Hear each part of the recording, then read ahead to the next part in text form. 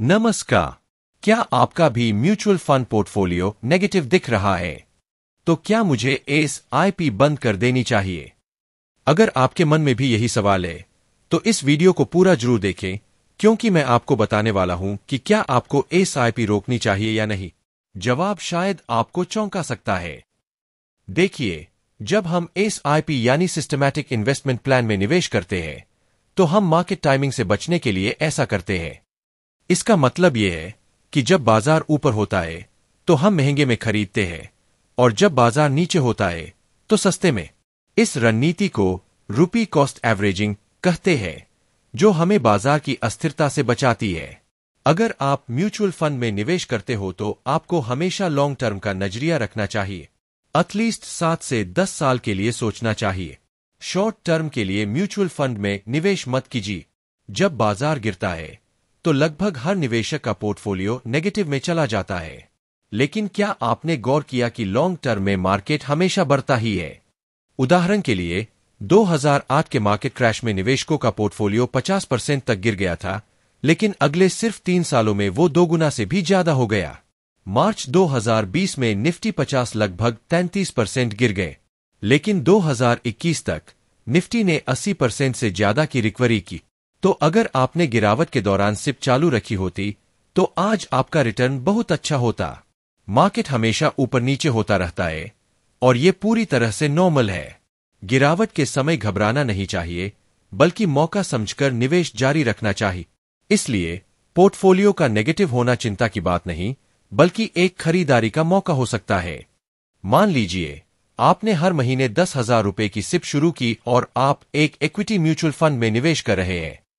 अब मान लेते हैं आपने जनवरी महीने से 10,000 की एसआईपी शुरू की और तभी जिस फंड में आप निवेश कर रहे हो उस फंड की एनएवी वैल्यू 100 चल रही है। अगर आप 10,000 को जो एनएवी चल रही है उससे डिवाइड करते हो तो आपका आंसर 100 आएगा, यानी आपको 100 यूनिट्स मिलेंगे। फरवरी में अगर मार्केट गिरता है तो एनएवी भी गिरती है। जो एनएवी जनवरी महीने में 100 की थी वो गिरकर 90 होती है।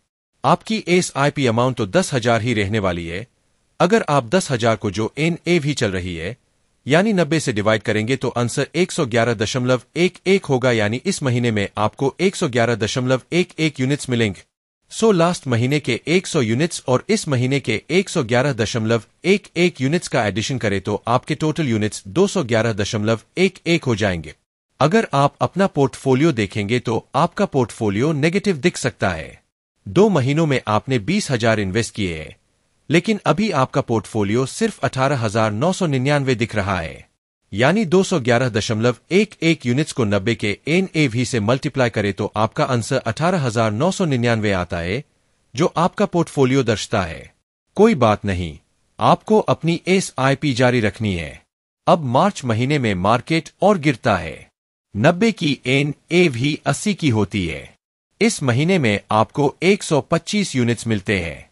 अगर 10,000 को 80 से डिवाइड करें तो आंसर 125 आता है और वो ही आपके यूनिट्स है।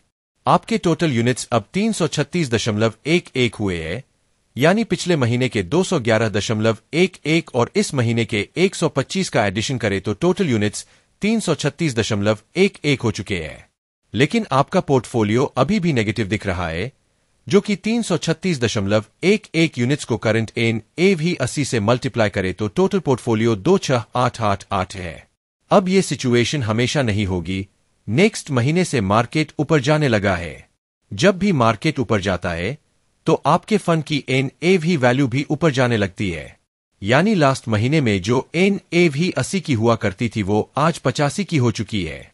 अब इस महीने में आप फिर से 10,000 निवेश करेंगे तो एज पर कैलकुलेशन आपको 117.65 यूनिट्स मिलेंगे। आपके टोटल यूनिट्स 453.76 होंगे और आपका पोर्टफोलियो 38,569 हो जाएगा।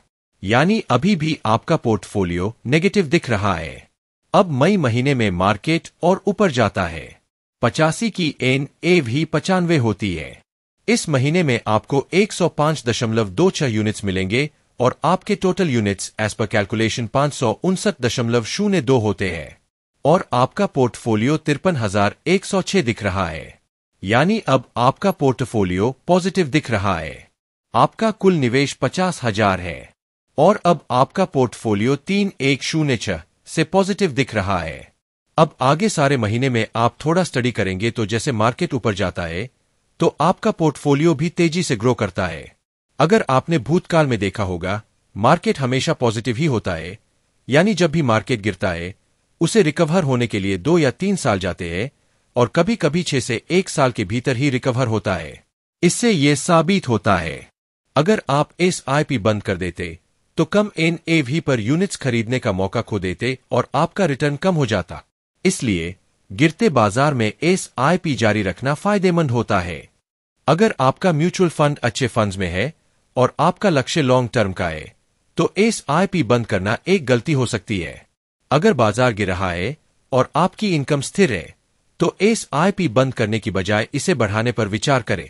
तो क्या आपको SIP बंद करनी चाहिए? नहीं, कभी नहीं।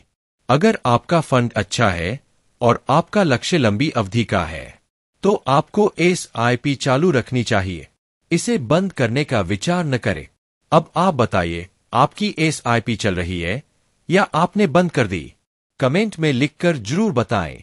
अगर आपको भी म्यूचुअल फंड में निवेश करना है तो हमें कांटेक्ट जरूर करें। अकाउंट ओपनिंग बिल्कुल फ्री है और कोई फीस नहीं।